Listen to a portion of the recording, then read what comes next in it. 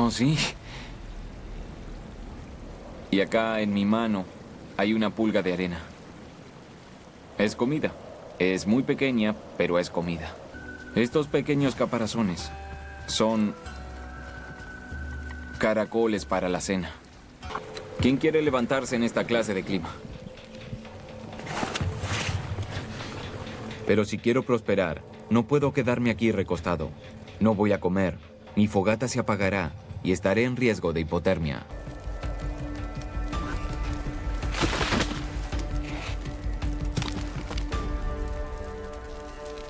Ahora me siento bien caliente.